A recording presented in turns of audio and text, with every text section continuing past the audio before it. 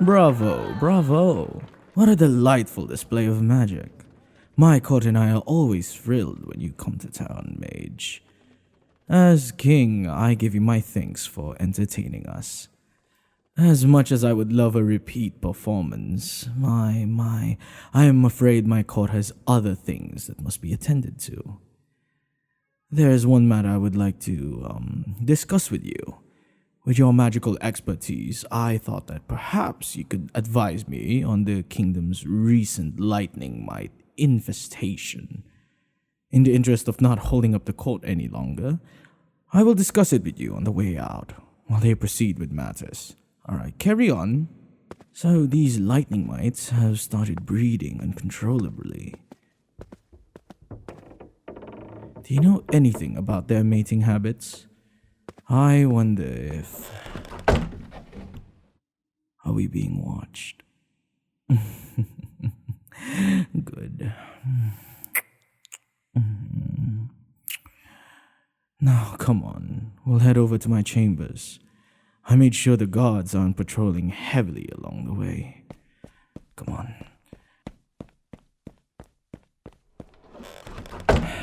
There. Come here.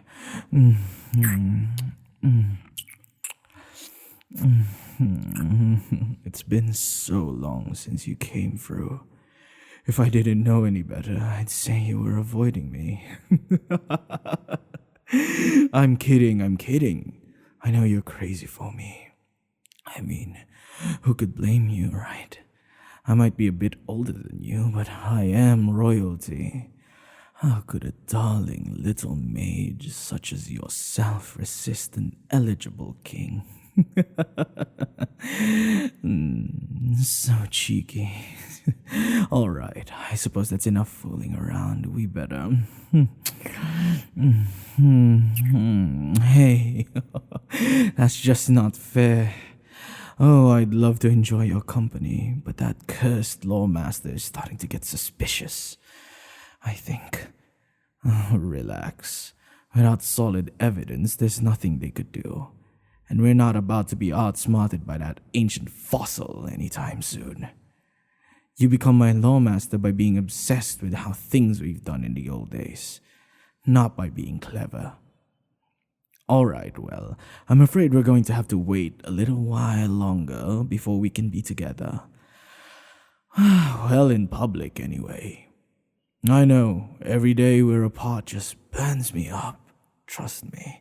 But if the lawmaster declares an illegitimate, there would be a coup.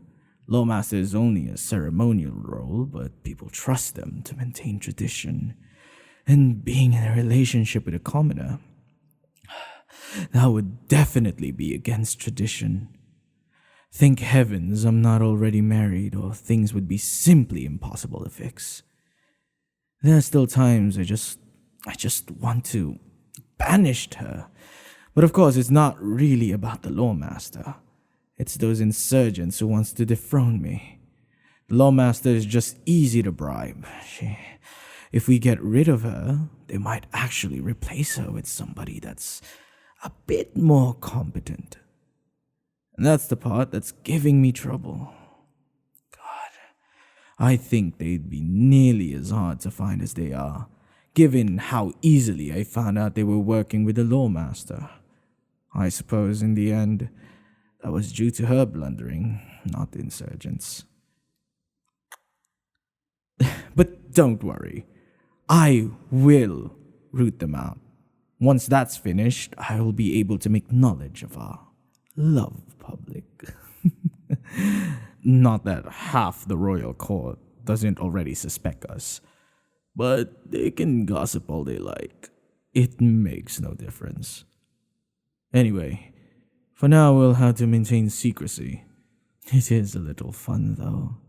I mean, sneaking around behind everyone's backs, don't you think so? What's the matter? You seem so somber. What do you mean? Can't visit me anymore? Why would you say that? Oh, that's right. I heard they were closing their borders. What about the other route? Bandits. Bandits. Is my kingdom the only one that patrols its roads properly? Still, I'm not sure why that would prevent us from seeing each other. Just means you can't travel. Ah, I see.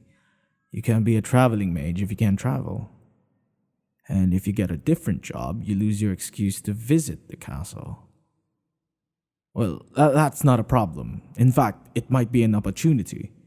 After all, you are beloved by me and my court. If you couldn't travel for your work anymore, why? It would only be natural to come to your aid. I was thinking about doing this anyway. I could make you my court magician. Think of it. You could live here with me. Just think of it. Just perform for me every so often, and I'll be able to pamper you like you deserve. Yes, no more living in a wagon. Think silk sheets and down-filled pillows. Every single night.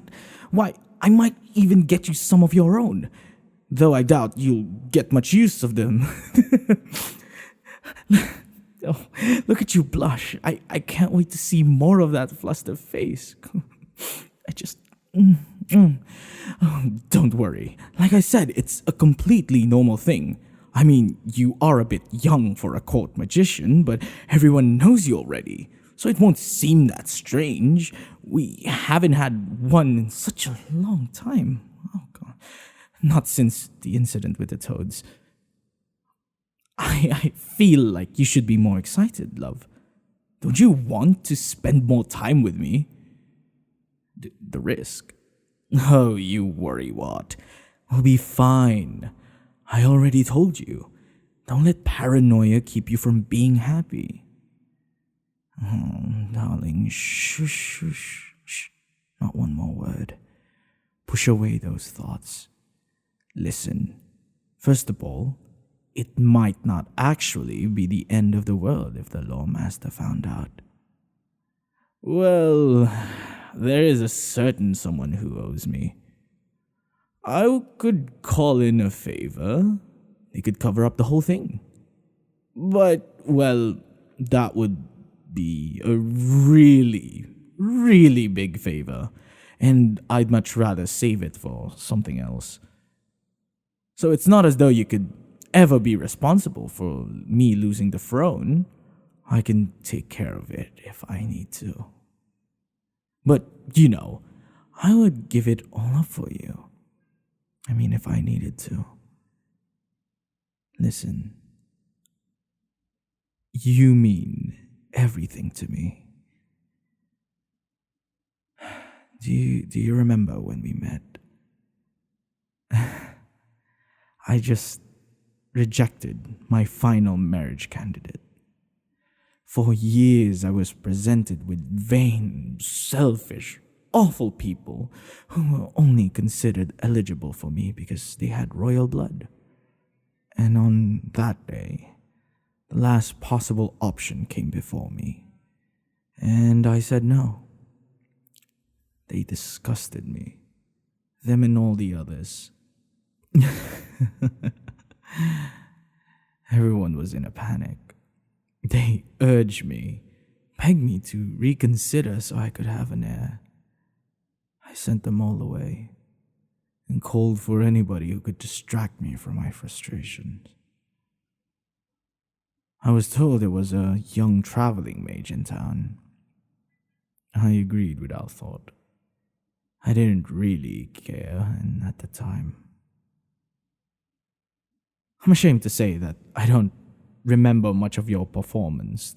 I just brooded the whole time. I'm sure you'll recall I even left early.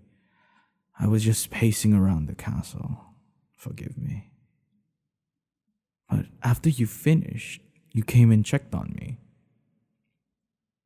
At first I thought you were just worried you had offended me somehow, but there was real concern for me in your voice. You were just worried about me as a person.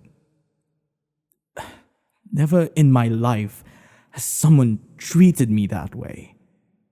I couldn't bring myself to tell you what was on my mind, despite your thoughtfulness, so you wished me well and conjured a rose for me. As far as I was concerned, that sealed the deal. After that, well, I'm sure I don't need to remind you of that night. Darling, you're special to me. You treat me like nobody else ever has. And for that reason, I want to treat you like nobody else ever has. You deserve a life of luxury and ease, and I'm in a position to give that to you. I'll stop at nothing to give you the happiness you deserve, just as you made me happy. You're worth the risk. Oh, I know those footsteps. Quick. Get in the closet.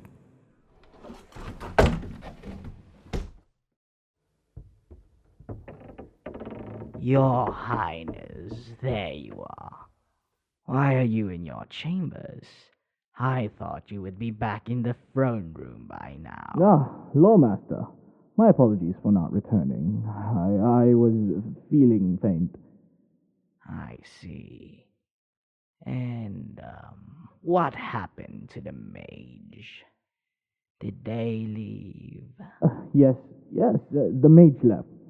Actually, there's something I want to discuss with the court about them. But that can wait until I'm feeling better. As you wish. But I must warn you, Your Highness. I fear that some people think you are growing too attached to that commoner. Truthfully, I am one of them. Your concern is noted, but the mage is perfectly trustworthy, and I'm well within my right to enjoy their performances. Now leave me. As you command.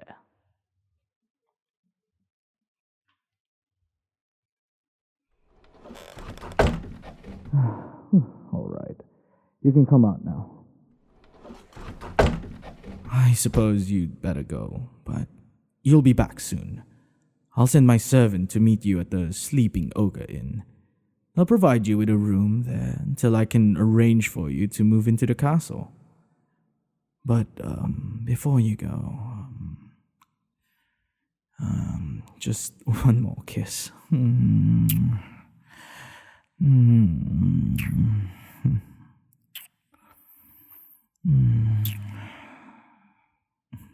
Until next we meet, darling.